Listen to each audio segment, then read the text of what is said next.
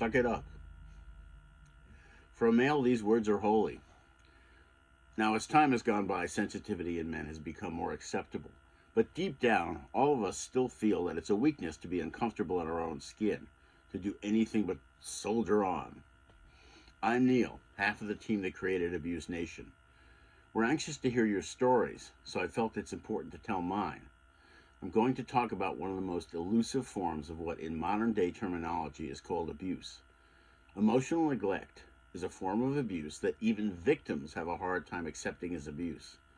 For both victims and from the point of view of the population at large, there is nothing explicit and cruel enough to pass for abuse in their minds. When people think of abuse, they think of cruelty, violence, hardened hearts, lost children. In the end, the lack of explicit and graphic pain makes victims of emotional neglect embarrassed to admit to being devastated by its awful effects.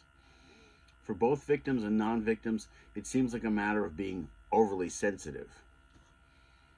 Emotional neglect fails the graphic abuse test, yet it is the cause of depression, anxiety, crime, further abuse, and even suicide.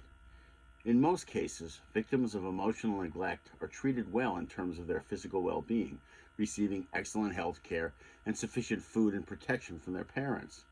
There is generally no physical or even overt emotional abuse. As I felt most of my life, and many victims feel, what could be the effects of emotional neglect but the result of an oversensitive nature? Now, I've spent my life living in a small box, drinking as a hobby in the evenings sometimes, never quite fulfilling my potential both as a writer and a musician. In retrospect, a little more time at either would have gotten me somewhere. But I was always lost in my fear and my apathy. When I analyzed it logically, there always seemed like there should be a way out, some spiritual practice or change in attitude. Are we not supposed to make our own destiny and overcome any obstacles that face us? So were my many failures just the result of my weakness? Would a stronger person simply have pushed through the fog, the anxiety, and the depression? Since I was young, the literature on emotional neglect has grown, and there was more information to help me clarify my situation. But there was something that went beyond standard science that finally gave me a satisfying explanation.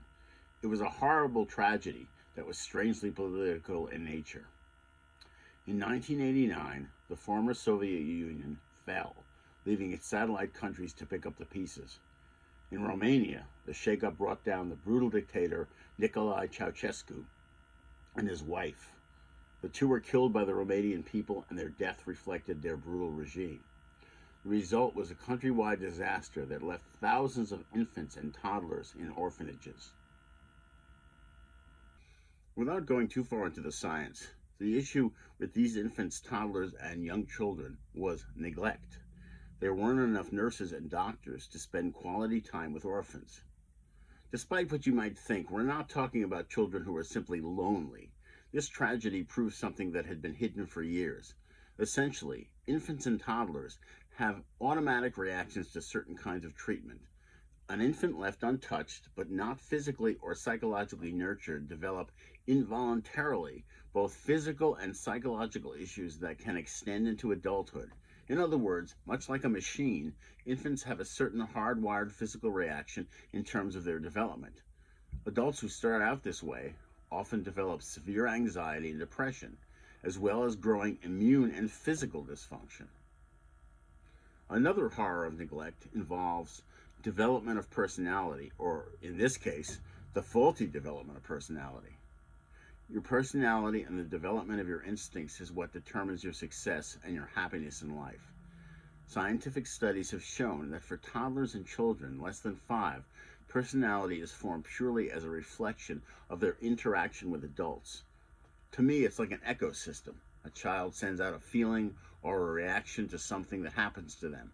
Adults, if they are the nurturing type, send back a reaction that teaches the child the basis of his or her personality, as well as the rules of the road for success. If a child expresses his or her feelings and the adult validates these feelings, the child learns to trust his judgment. He learns to trust himself. I think that echo is an excellent metaphor for this phenomenon. If you call out, nothing returns, you experience emptiness. and you form no sense of self, much like a sensory deprivation tank. With enough emptiness, caused by parents who are dissociated or unconcerned, a child feels a sense of being lost and has no strong foundation for existence or personality. This results in anxiety and depression. What results in this emotional void are dysfunctional personalities, where children form their views themselves and the world without guidance and wisdom. The void personality is full of personality traits based on random conclusions that a child comes to on his or her own. For fortunate children, their parents treat them as strong and competent by emphasizing these traits in children through their interaction. This results in a healthy adult who trusts his judgment and his instincts. The opposite occurs for victims of emotional neglect, myself included, and they develop a weak sense of judgment, insecurity, and a lack of confidence. I can now trace my experience with my parents to the specific issues that make me, even today, unable to look forward to the future. It needs to be said that my parents experienced their own childhood hells and, unable to comprehend their own pain, passed it on to me. In some ways, my experience is typical. I was a weird nerd during my time in school before I went to college. I was bullied to some extent and was what could be called a lousy student, just squeaking by at each grade. I was also a lousy social person, short on friends and certainly unable to develop a relationship with a girlfriend as a teenager. While I played guitar and started writing short stories early on, I never got anywhere with either. My relationships, the few that I had, were train wrecks. The worst part of it was that I waited ridiculously long after a relationship had entered a toxic phase before I left. It was only when a relationship was in a state of years-long decomposition that I finally found the courage to move on. For the most part, I was afraid of being alone. I'll point out one thing that has become critical in my battle to regain myself and might be crucial in yours. Exploring is a good word for this.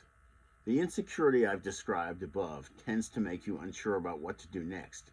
People who are healthy adults explore. They try to do things, and their mistakes are simply lessons to push them into the next exploration. And when they fail, then they move on.